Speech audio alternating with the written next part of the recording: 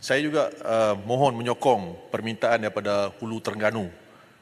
Baru kita dengar Mohd Menteri juga telah memainkan peranan dalam menyediakan filem Anwar The Untold Story. Saya sokong kita rencanakan dan terbitkan Anwar The Untold Story 2.0 yang menunjukkan pengkhianatan pihak-pihak tertentu terhadap Yang Amat Berhormat Tambun. Terima kasih. Okey, Sila Menteri dan Gulong.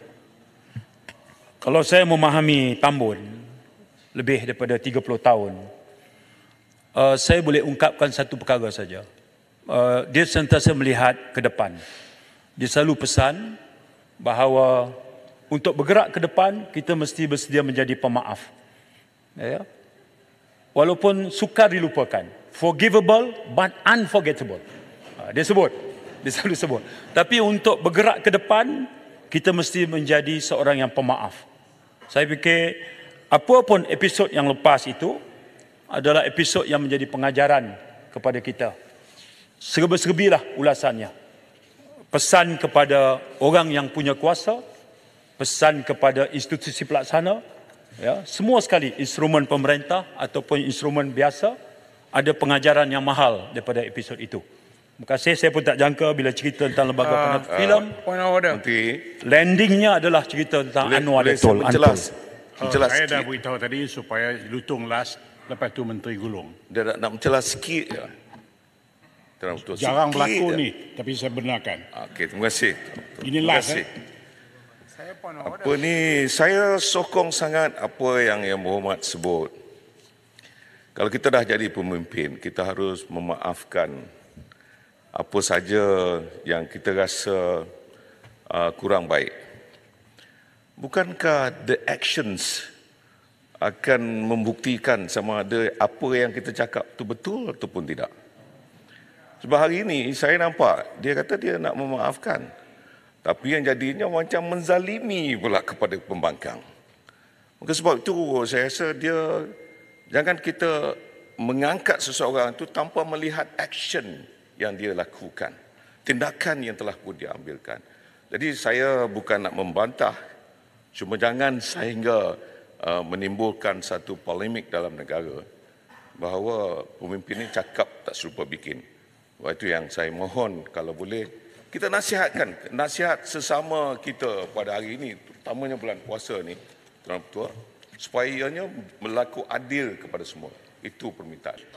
Saya nak respon ringkas saja kepada rakan saya dari Larut. Apakah ada jurang antara cakap dengan buat? Saya nak sebut. Kalau yang dimaksudkan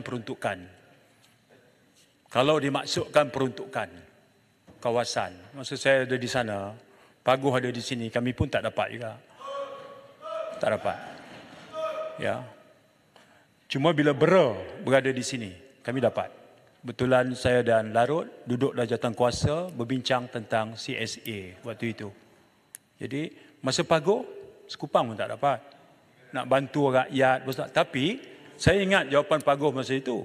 Peruntukan Perdana Menteri tetap sampai ke kawasan kami. Betul. Tapi tidak disalur melalui ahli parlimen.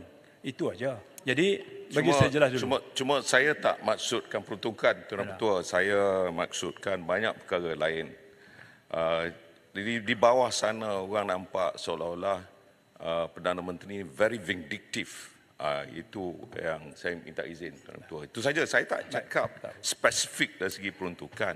Jadi jangan sebutlah pasal peruntukan ni. Peruntukan ni memang betul, saya nak bagi tahu hari ini dalam parlimen saya dapat satu kertas draft untuk kita bincang, sign dan dapat peruntukan. Cuma kita nak melihat perkara conditions yang ada dalam tu. Jadi jangan fikir buat tu, saya tak fikirkan perkara ni. Yang fikirkan adalah perkara lain. Contohnya, tiba-tiba sebut, kerajaan dulu menggunakan wang bilion, 600 bilion, lepas tu turun 300 bilion, turun, akhirnya tak ada. Yang ini yang orang nampak. The actions speaks louder. Okay. Itu yang maksud saya. Jadi janganlah nak menuduh saya pasal peruntukan ni. Peruntukan ni saya nak beritahu baru 2-3 hari sudah pun saya dah jumpa. Baik.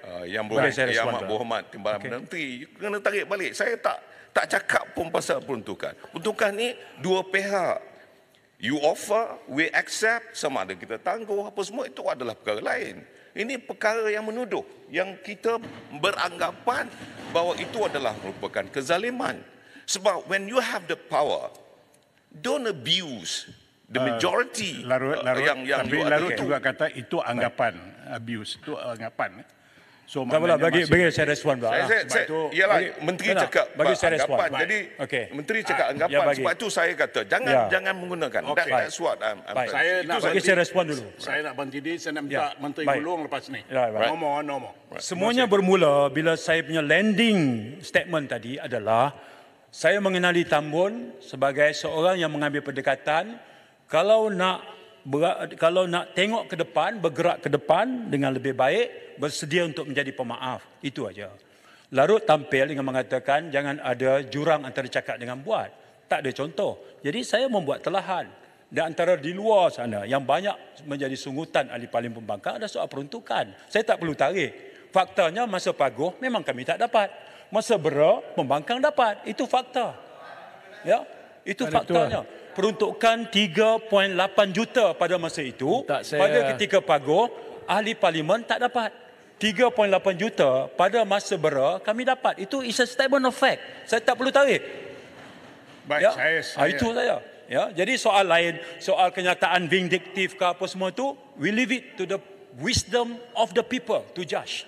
Buat masa sekarang, alhamdulillah, government is compact, united, functional. Alhamdulillah. Jadi saya fikir, let's go along with it dalam kerangka bahawa pembangkang boleh terus memberi teguran. Pembangkang boleh jadi pemain yang check and balance. Pembangkang boleh bertibat sebagai pemantau. Hari ini pun semangat itu saya ambil dalam berdepan dengan pandangan rakan-rakan sebelah sana. Terima kasih. Baik, terima kasih.